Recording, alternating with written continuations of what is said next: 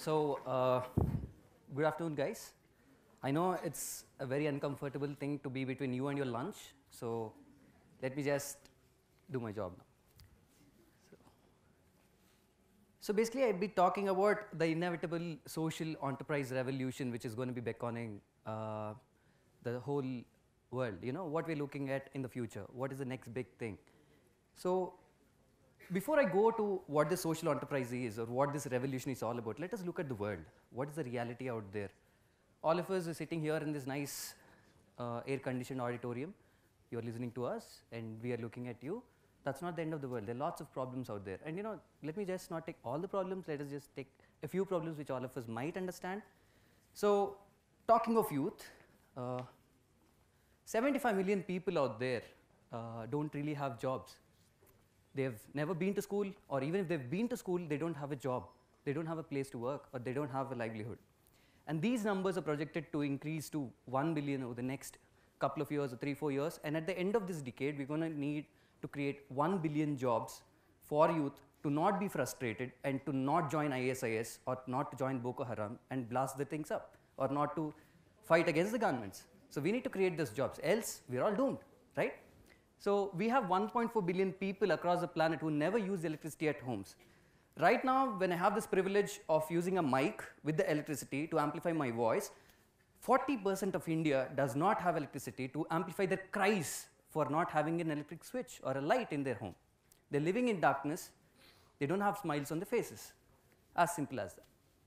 1.1 billion people will have to walk kilometers, and here again, the gender inequality comes in place. Men don't walk, women have to walk kilometers to get safe drinking water to their houses, right?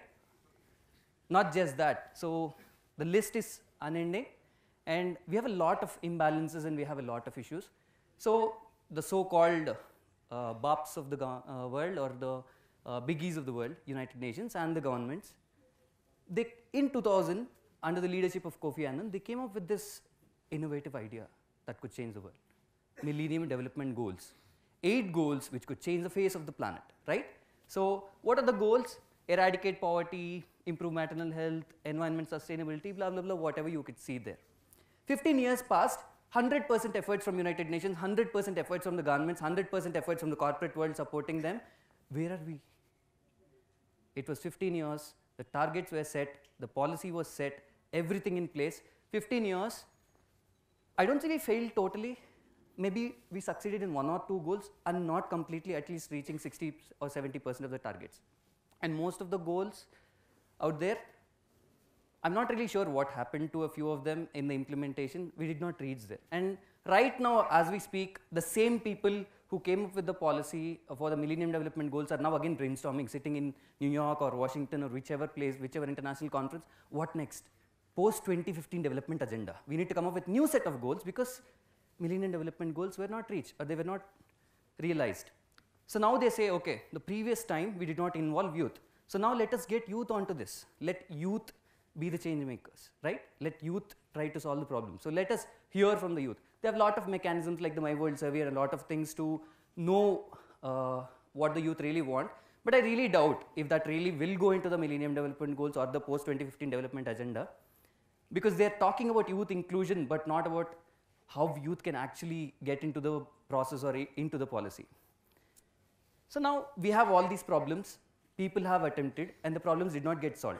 So my question is, who can really solve these issues? The world has real world problems, and who are the people who can really solve these problems, right?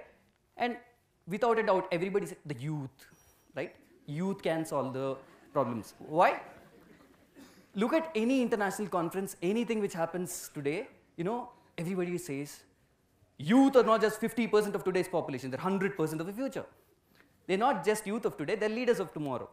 Yes, accepted. But what are youth doing here? Are we really focusing on solving these issues? No, I'm focused about my issue. My girlfriend broke up with me yesterday, what do I do? How do I kill myself? Right? I don't have a job. I don't have a job. I graduated, I don't have a job. So what do I do? Right? Screw the 1.1 billion people who don't have job. Let me find a job first. Then maybe after 4 or 5 years, after getting some corporate experience, I'll start up, I'll do something to solve it. Right? That's the mindset. So I think youth cannot solve these issues. And recently we had Narendra Modi, who went to G20 summit, and he said, India is for sure going to be a superpower. We are going to channelize all the youth power we have in India to make it a superpower. Yes, he has a vision, he has a plan, but are the youth ready for it? Question, serious question, right? So I think all this talk saying that youth are the future leaders is just BS. BS because it is BS, right? So then who can solve it, right? I think I can solve it. I honestly think I can solve all these problems. I can solve a youth from Hyderabad who is taking a plane ticket to Dubai and then from there going to Iraq to join ISIS to get trained to come back and blast Hyderabad. I can solve the issue.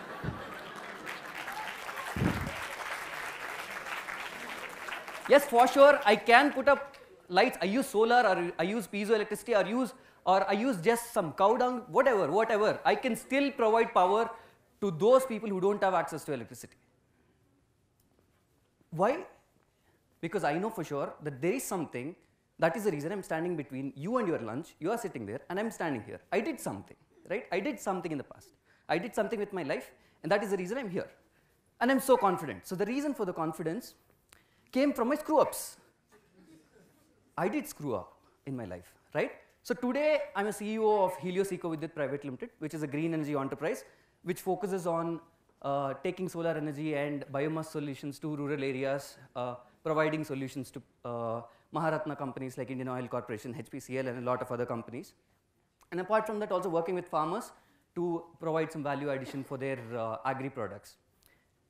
But before I reached there, people recognized, people invited me for TED Talks and a lot of other talks. This is what I was. I was a screw up, right? So I started a failed enterprise called Renergy Technologies, all pumped up from my engineering college after I graduated from Bangalore. You know, I did my engineering in mechanical engineering from Bangalore. All pumped up. Yes, I'm going to change the world. How? I'm going to start up, right? I'm going to recruit five, six of my classmates, the best from my college. I'm going to start changing the world. We started Renergy Technologies as a renewable energy enterprise, which focused on transferring technologies from labs to lives, right? So we implemented the project in a place called Kotala in Chittoor district in Andhra Pradesh. Kotala went on to become the Gram Ratna Award winner, the best village in the country for the year 2012 for the sustainable development mechanisms involved or implemented in the village, right? You could see the solar cookers which we put up, the solar street lights which we put up. We did everything regarding sustainable energy. It's not just green energy. We also worked with them on organic farming, you know, made sure that nobody boozed in the village, and all that money went on to make the families better, lots of stuff, right? So, and that is when they got the award from the Ministry for Rural Development. But then what was the screw up? Everything good, we got an award, the village got an award. What was the screw up? The screw up was we did not have a mechanism to spread the smiles. We could not replicate the project. Kotala village was the best village on the planet, and the villages right next to them were not interested to replicate it because we did everything free of cost there. Someone else donated, we implemented the projects. There was no partnership of the people over there, and they were not really, the villages even around the village were not really interested in replicating the project unless someone donated stuff to them. So we failed, we could not replicate. And what led to this screw up? Before starting Renergy Technologies, I started Climate Leaders India Network, which was an NGO which focused on implementing grassroots projects and campaigns to motivate Indian youth to adapt and fight and tackle climate change, right? So that is what happened. Before Renergy Technologies, the screw up which happened was CLeaIN. And why was CLeaIN a screw up? We had about 1,20,000 members in Climate Leaders India Network. We trained people on climate leadership, but then we did not have the momentum to make it work. We did not find ways to make it work. Everybody involved in CLeaIN was pumping money into the organization because we had recession and most of our sponsors were out of money and they did not want to sponsor. Nobody was getting any benefit out of it. The projects were all good, the campaigns were all good, but people were losing this hope and, you know, the motivation to work with us because they have to pump energy all the time. So CLeaIN was a screw up. And before CLeaIN happened, what was a screw up which made me get to CLeaIN? I was an activist. I worked with many youth networks, many NGOs on climate change and the green issues and sustainable development mechanisms, right? So I got all the energy from them. I got to know what are the things which have to be done on the planet. But what was a screw up? I did not have job satisfaction there as an activist. I always go do rallies, dharnas, fights, slogans, petitions. Where is the implementation? I only do no work, all talk, no work. I was not satisfied with it. So that led to the formation of CLeaIN. That led to the founding of CLeaIN, right? But before this activism, why did I become an activist, right? There was a major screw up, the mother of all screw ups, the breakup, right?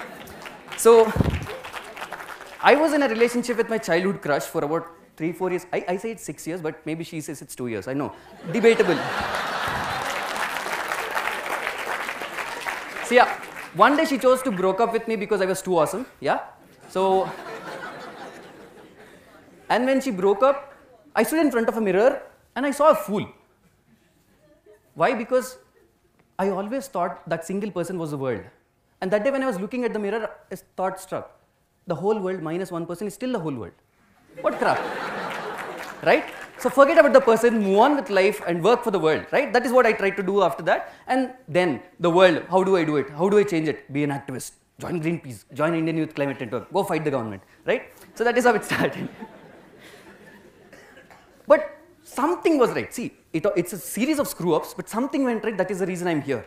So after the breakup, you know, my parents are government teachers, and in Andhra, the place where I come in from, if you're not an engineer or a doctor, you're not a human. It is about nothing else. If you're not an engineer or a doctor, you're nothing else. You're not a human, right? So yeah, first, this is what happened before the activism started. So I was in the university where there was a lot of research going on aero design. So I joined the team. Yes, Ravi, you can do it. You could not get into IIT because Sri Chaitanya did not give you the answers, did not give you the questions. But now you can fight with the IITians. What is one thing which the IITians could not do over the past 30 years? They've been trying the NASA SA aero design competition, but they could not crack it. So now bring a team together, work, right, under your seniors and try to win it. So we became the first non-American team to win a podium finish at the NASA aero design competition, SAE NASA aero design competition. And this became a lasting impression and legacy. My seniors did it, we did it, my juniors did it, their juniors did it. They will keep doing it, we will keep winning it. And you know, my son one day joins the same university, he will still do it. Okay. So whatever small or big, right? So whatever I did in my life so far with Helios or whatever, we did make an impact. You could see a small rural fuel filling station which is solar powered by Helios Eco Vidyut, and you can see a few biogas, you can see a picture of a biogas cook stove which is being used in a village in a small dhaba.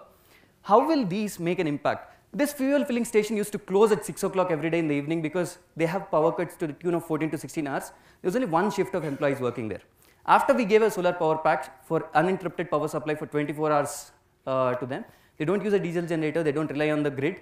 And now they can open for 24 hours, which means that they've created a set of jobs, the second batch or the second set of jobs there.